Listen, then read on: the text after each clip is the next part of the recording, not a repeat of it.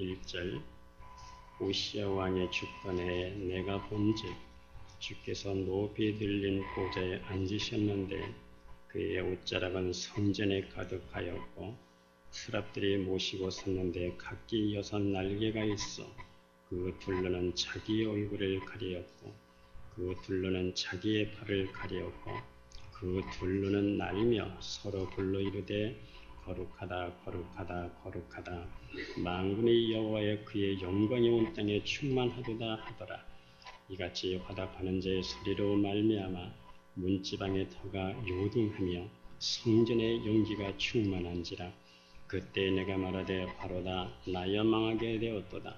나는 입술이 부정한 사람이여 나는 입술이 부정한 백성 중에 거주하면서 만군의 여호와이신 왕을 배웠음이로다 하였더라. 그때 그 스랍 중에 하나가 부젓가락으로 제단에서 집은 밥힌 숯을 손에 가지고 내게로 날아왔어 그것을 내 입술에 대며 이르되 보라 이것이 내 입에 닿았으니 내 약이 제하여졌고 내 죄가 사여 졌느니라 하더라. 내가 또 주의 목소리를 들으니 주께서 이르시되 내가 누구를 보내며 누가 우리를 위하여 갈고 하시니 그때 내가 이르되 내가 여기 있나이다 나를 보내소서 하였더라. 아멘. 우리가 부르는 찬송가 중에는 아주 나이가 어린 소년이 쓴 그러한 시도 있습니다. 카나다에서 16살 소년 페더스톤이라는 소년이 친구 따라 교회를 갔다가 그날 큰 은혜를 받고 예수님을 영접을 했습니다. 그리고 예수님을 믿고 영접한 지 얼마 되지 않아서 그가 쓴 시가 있습니다. 그가 우리가 잘 부르는 찬송가입니다. 내 주 되신 주를 참 사랑하고 곧 그에게 죄를 하고 합니다. 그 은혜를 주신 네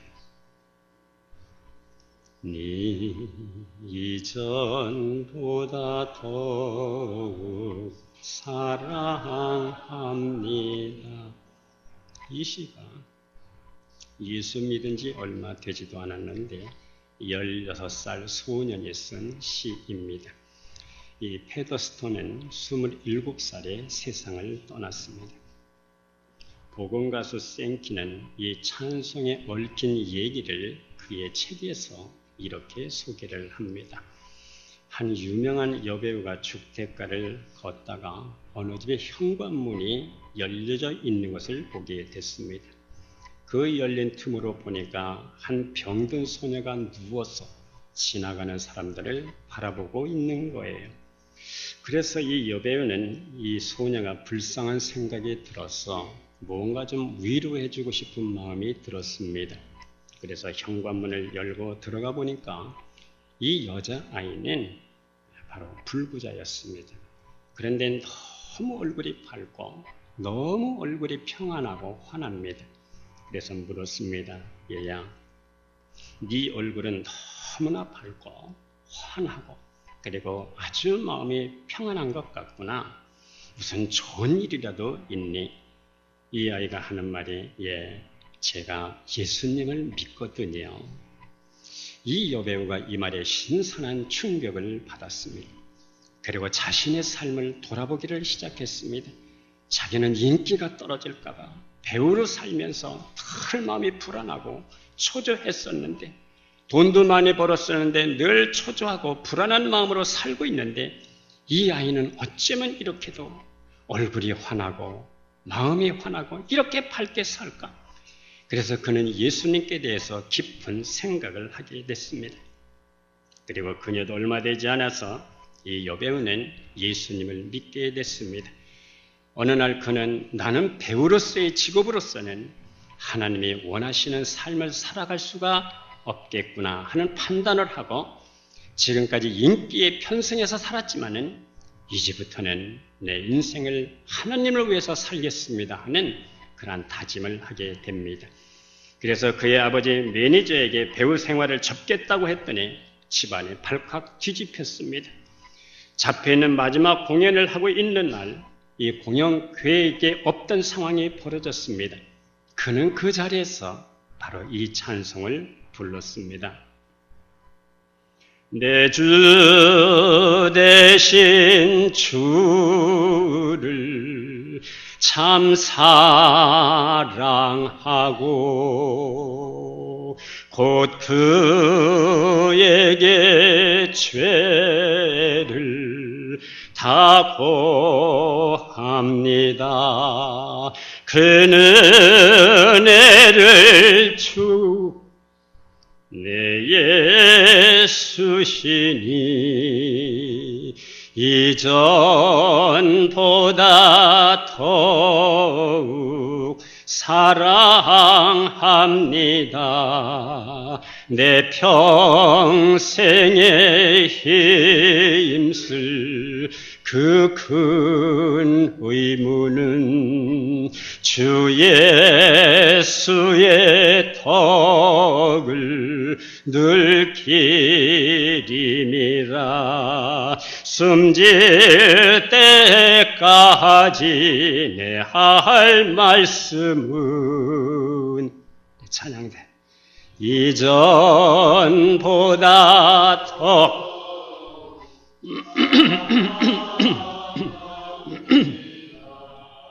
이 찬송가로 그녀는 마지막 작별을 고하고 화려한 무대를 기로하고 떠났습니다. 그러나 이제부터 그는 예수를 위해 살겠습니다. 그러나 이제부터는 주님을 위해서 살겠습니다.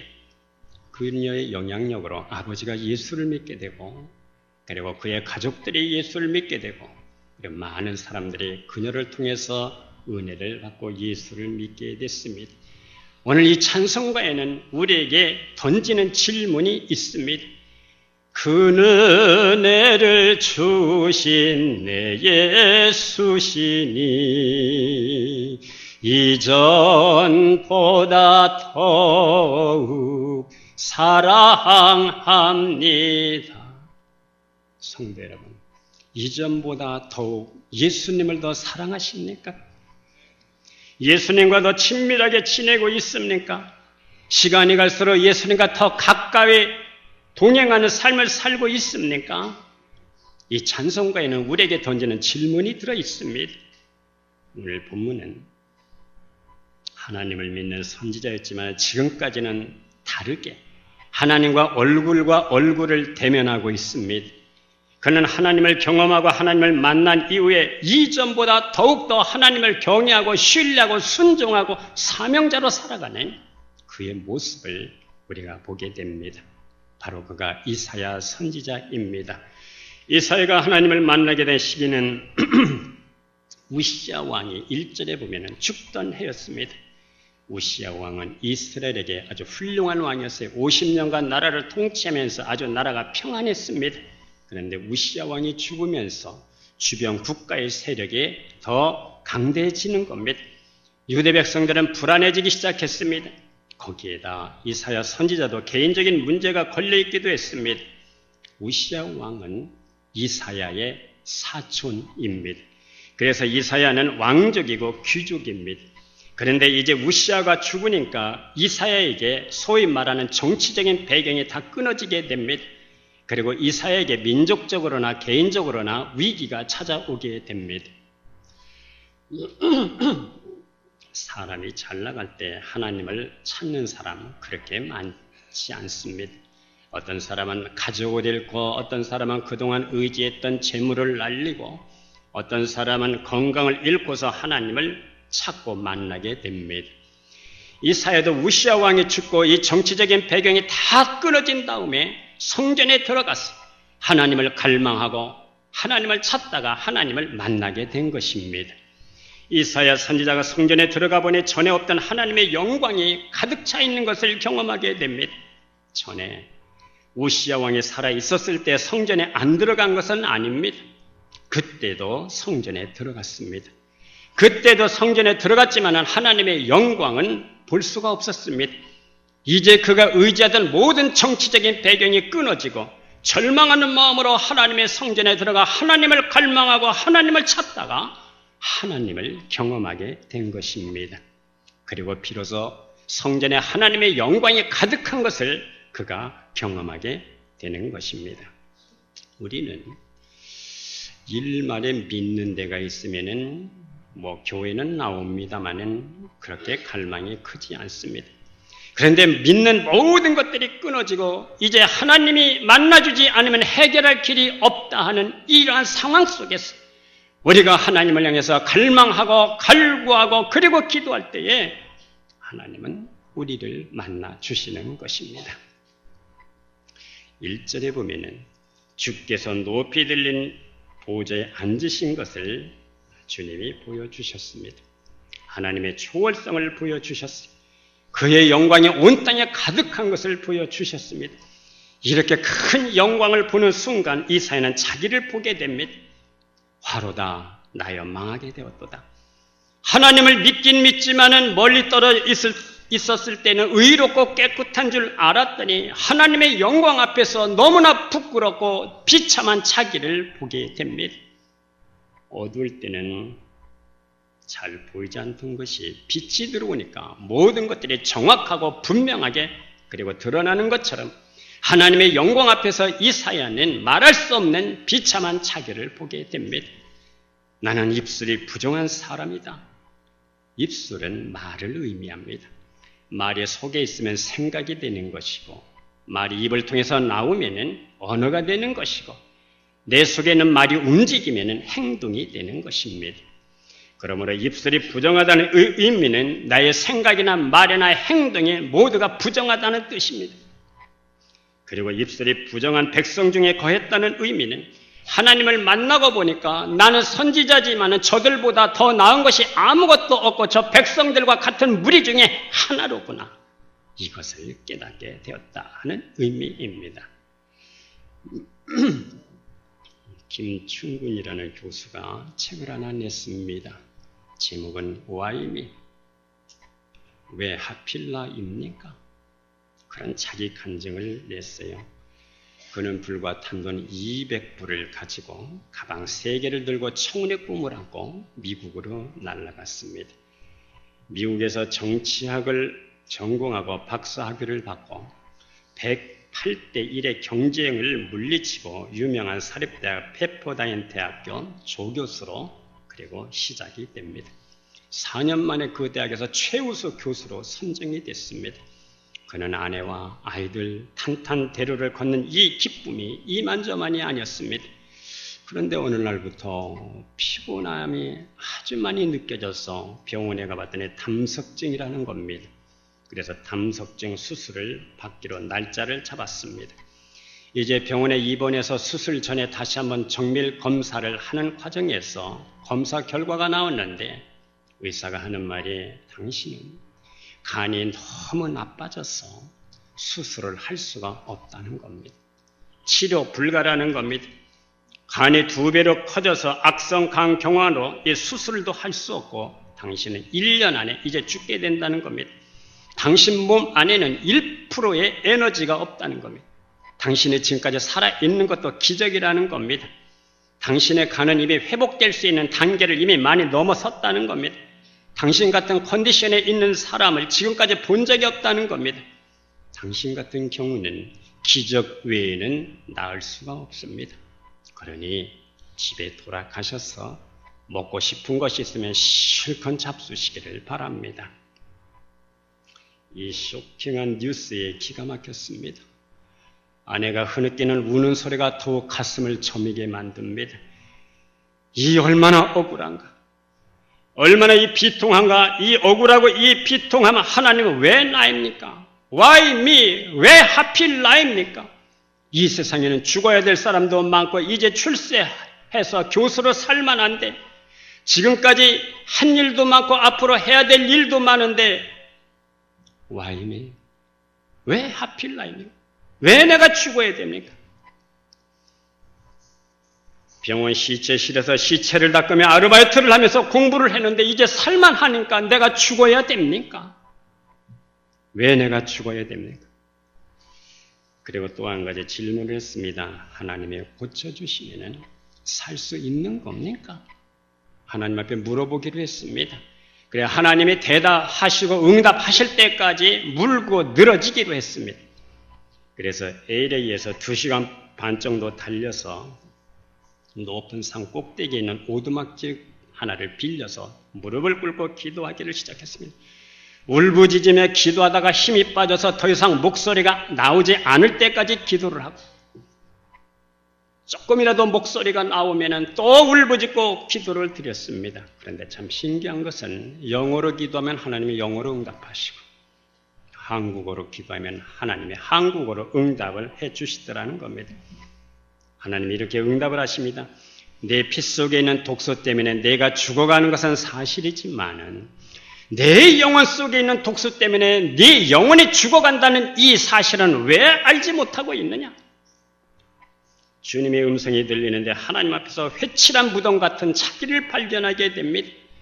자기는 지금까지 비교적 깨끗하다고 생각을 했습니다.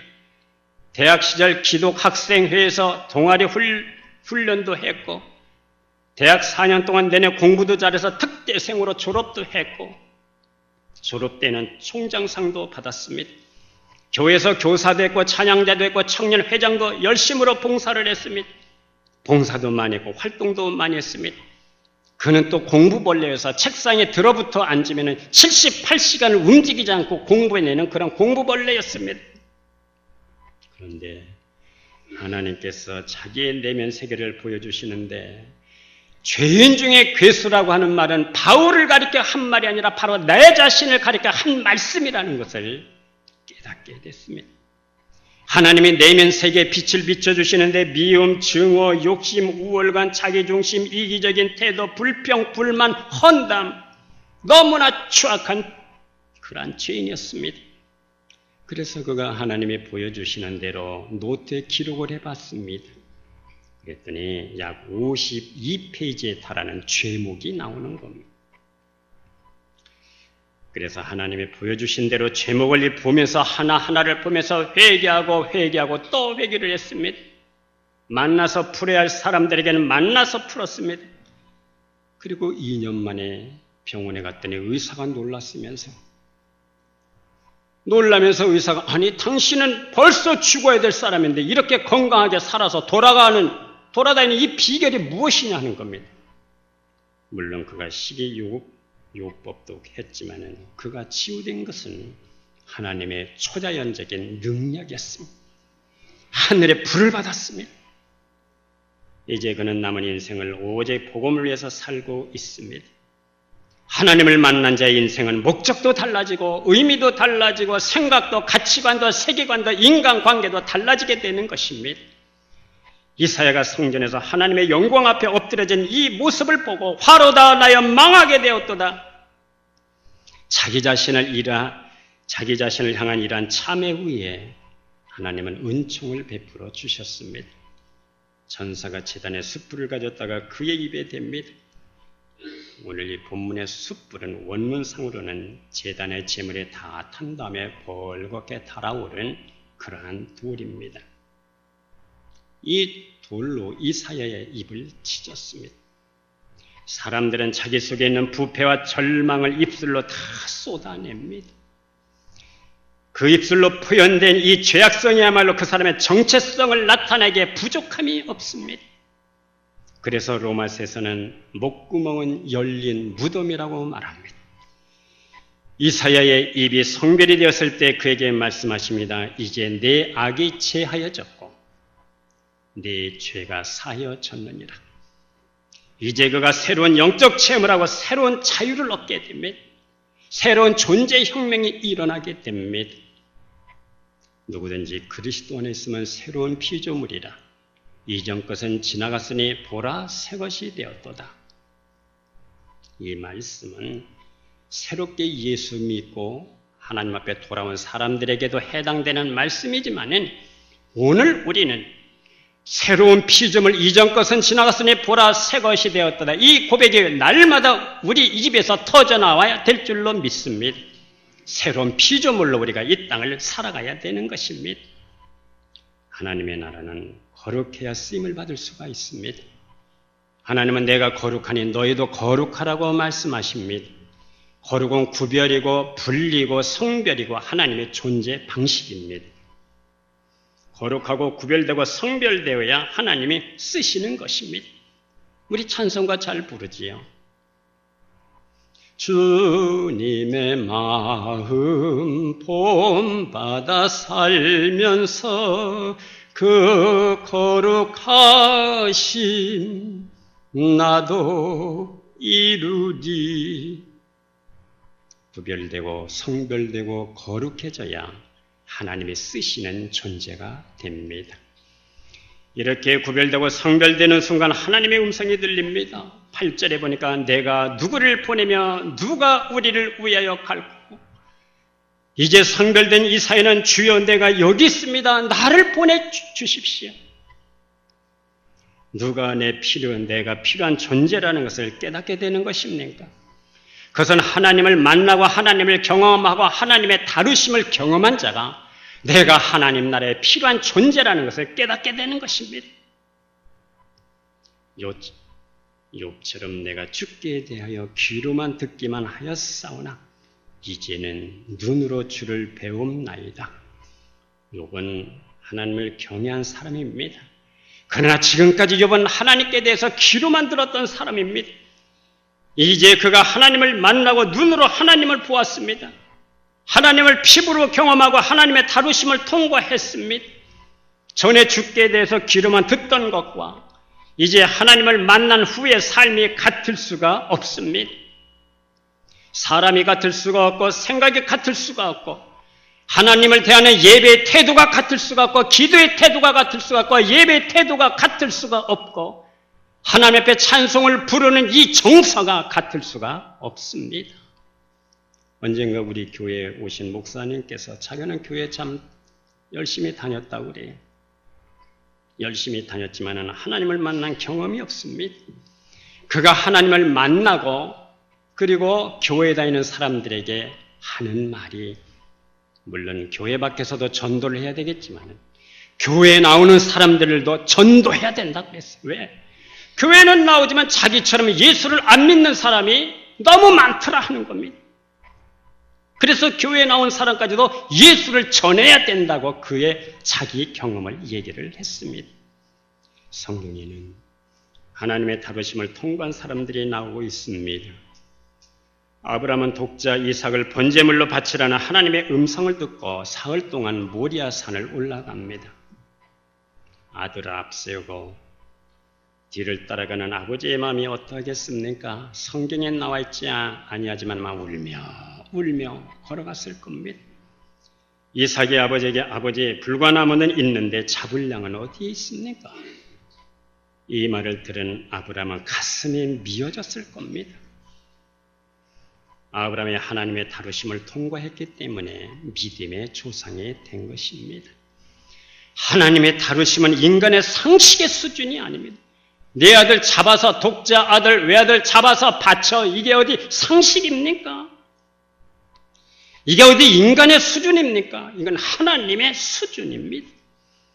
하나님의 수준을 통과했더니 하나님께서 그에게 복된 인생을 열어주시는 겁니다. 할렐루야! 인간의 수준을 통과하면 그럭저럭 복은 받아요. 그러나 하나님의 수준을 통과하면 더 큰 복을 우리에게 주시는 것을 믿으시기를 바랍니다. 하나님의 다루심은 위기를 통해서 올 수도 있고 시험을 통해서도 올 수 있고 물질의 손해를 통해서도 올 수가 있고 질병을 통해서도 올 수가 있습니다. 물론 인간관계를 통해서도 올 수가 있습니다. 제가 목회를 하면서 경험하는 것은 하나님이 나를 다루어 보실 때에는 어쩌면 그렇게 상대방의 마음을 그렇게도 강팍하게 만들어 놓는 겁니다. 여러분, 내가 인간관계를 가질 때 상대방 마음이 더 강팍해지고 더 강팍해짐을 느낀다면 이 순간 지금 하나님이 나를 다루어 보고 계시는구나. 하나님의 저울로 나를 지금 달아보시고 재보시는구나. 이것을 분별할 수 있기를 주의 이름으로 기원합니다. 이 다루심을 통과해야 하나님의 길을 열어주시는 겁니다. 분명한 것은 눈물을 흘리면서도 씨를 뿌려야 거둘 것이 있다 하는 겁니다. 아파서 울고 괴로워서 울고 힘들어서 울고 그래도 통과를 해야 됩니다. 고통스러워서 눈물이 납니까? 우십시오. 눈물이 메마를 때까지 우세요. 그러나 분명한 것은 울면서라도 하나님의 다루심을 통과해야 하나님이 그를 복되게 하시는 것입니다. 위기와 실패와 슬픔이 이 모든 것이 나를 달아보시고 재보시는 하나님의 다루심을 깨달으시고 울면서라도 통과하고 넘어졌다가 다시 일어나서라도 통과하면 마침내 하나님은 우리를 복되게 하시는 것을 믿으시기를 바랍니다. 이것은 영적으로도 마찬가지입니다. 하나님은 누구를 쓰시겠습니까? 하나님이 쓰시는 사람은 하나님을 만난 경험이 있는 자를 쓰시는 겁니다. 하나님이 누가 다시 그를 세상으로 보내신다는 겁니까? 하나님을 만난 경험이 있는 자를 그를 다시 하나님은 세상으로 보내심을 받아서 빛과 소금의 역할을 감당하게 하시는 겁니다. 하나님을 만난 경험이 없는 사람은 세상에 보내심을 받지 못합니다. 하나님이 우리를 다루시고 또 다루실 것입니다. 심령을 열어 하나님의 영광도 보여주시고 우리의 죄된 죄성도 보여주시고 깨트리기도 하시고 깨끗하게 해주실 겁니다. 하나님은 이렇게 성령의 다루심을 통과한 사람을 쓰시는 겁니다. 성령의 다루심은 우리의 겉사람을 깨트리는 성령의 지속적인 역사를 얘기하는 겁니다. 우리의 속사람은 하나님의 법을 즐거워하지만 우리의 겉사람은 육신의 법을 좋아합니다. 우리가 성령의 다루심을 통하여 지속적으로 깨트려지고 또 깨트려지고 다루심을 통과해서 생명의 성령의 법으로 이 땅을 살아갈 수 있기를 주의 이름으로 축복합니다. 성령의 법으로 살아가는 사람은 어떤 우겨싸움을 당하여도 어떤 환난이 와도 어떤 고난이 와도 넉넉하게 이기는 그분의 믿음을 붙잡게 되는 것입니다. 믿음을 통해서 좌절하지 않고 믿음을 통해서 원망하지도 않고 믿음을 통해서 불평하지도 않습니다. 왜? 이 사건을 통해서 우리를 이루어 나가시는 이 다루심의 손길을 통해서 하나님의 신실하심을 우리는 믿기 때문입니다.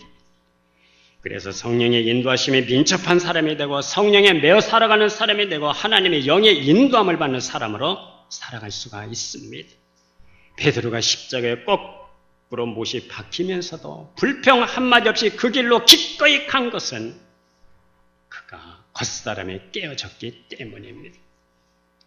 그가 변명하던 사람이었고 도망하던 사람이었고 본의 아니게 예수를 모른다고 부정한 사람이었지만은 겉사람에 깨트려졌기 때문에 그가 십자가의 길을 기꺼이 갈 수 있었던 것입니다. 성령의 다루심을 통과한 사람들의 영적인 세계를 경험하고 이런 사람들이 하나님 나라를 위해서 목숨을 거는 사람들이 될 수가 있는 것입니다. 성도 여러분, 하나님의 다루심을 통과하고 성령의 역사로 말미암아 지속적으로 겉사람에 깨트려지고 우리 속사람이 날로 번성하고 건강해져서 하나님이 쓰시는 그릇들이 될 수 있기를 축복합니다. 이제 하나님은 이사야가 말씀을 전해야 할 대상들을 말씀해 주십니다. 오늘 본문 9절에서 10절에 보시면 이렇게 대상을 말씀해 주십니다. 우리 다 같이 한번 읽어봅니다. 여호와께서 이르시되 너희가 듣기는 들어도 깨닫지 못할 것이 마음이 둔하게 되며 그들의 귀가 막히고 그들의 눈이 감기게 하라. 염려하건대 그들이 눈이 마음으로 깨달아 다시 돌아와 고침을 받을까 하노라 하시기로. 하나님께서 그 대상이 어떠한 사람들인가를 가르쳐 주셨습니다. 내가 너를 보내는 그 사람들이 어떤 사람인 줄 아느냐? 그들은 귀가 닫힌 사람들이다. 그들은 눈이 먼 사람들이다. 보기는 보아도 깨달음이 없고 듣기는 들어도 깨달음이 없고 보기는 보아도 알지 못하는 그 사람들, 눈이 멀어 있고 귀가 먼 사람들, 그 사람들에게 내가 너를 보낸다. 이게 얼마나 고통스러운 일입니까? 그래서 이사야는 하나님 앞에 다시 질문을 합니다. 11절에 보면 내가 이르되 주여 언제까지니까? 주님 언제까지입니까? 언제까지 저들이 영적 상태로 눈만 상태로 복음에 무관심한 상태로 하나님의 말씀을 전해도 듣지 못하고 보지 못하고 깨닫지 못하는 그러한 상태로 저들이 있어야 합니까? 그랬더니 13절에 하나님께서 남은 자 그루터기에 대한 말씀을 하십니다. 다 내 말을 안 듣는 것 같아도 그 중에 듣는 사람이 있다 하는 겁니다. 그 남은 자들 그루터기 같이 소수 사람들, 이 소수의 사람을 통해서 이스라엘의 새 역사를 내가 만들어 가겠다 하는 것입니다. 그러니 낙심하지 마라. 그리고 절망하지도 말아라. 어려움이 있고 절망이 있어도 내가 너를 들어쓰기를 원한다. 너는 나의 일을 계속하게 될 것이다. 그리스도인은 그리스도의 제자입니다. 그리스도의 제자는 그리스도의 복음을 전하는 자들입니다. 우리가 구원을 받았다는 것은 세상의 뿌리에서 잘려져서 하나님 나라의 뿌리에 붙여진 사건을 경험한 사람들입니다. 한마디로 출세상, 출애굽, 출죽음의 사건을 경험한 사람들입니다. 하나님께 속한 우리는 이 세상을 향해서 하나님의 행하신 일, 복음을 자랑하는 사람들입니다. 주님, 제가 여기 있습니다. 저를 보내시면 되지 않겠습니까? 하나님을 만나고 하나님을 경험하시고 하나님의 세계를 경험한 자로 이 땅을 살아갈 수 있기를 주의 이름으로 축복합니다. 나무가 잘려져도 그루터기에서 새싹이 일어나듯이 내가 너에게 보낸 그 대상들은 귀가 멀고 눈이 멀어서 들어도 보아도 깨닫지 못하지만 거기에 그루터기와 같은 소수의 사람이 있다. 이 소수의 사람을 통해서 내가 새 역사를 이루어 나갈 것이다. 그러니 너는 외쳐라, 전하라. 이 사명을 감당할 수 있는 이사야 선지자처럼 우리도 그렇게 살아갈 수 있기를 축복합니다. 기도하겠습니다. 하나님 아버지, 이 하나님을 만난 선지자처럼 그 후에 존재혁명이 일어나 하나님이 쓰시는 사람처럼 우리는 이 땅을 살아가면서 새롭게 새로운 피조물이 되어서 하나님을 경험하게 하시고 존재혁명이 일어나게 하여 주셔서 하나님께서 보배롭게 쓰시는 우리의 모든 권속들이 되게 하여 주시옵소서. 하나님의 음성이 들리는 심령들이 되게 하여 주시옵소서. 이사야가 만난 하나님을 우리도 만나게 하여 주시옵소서.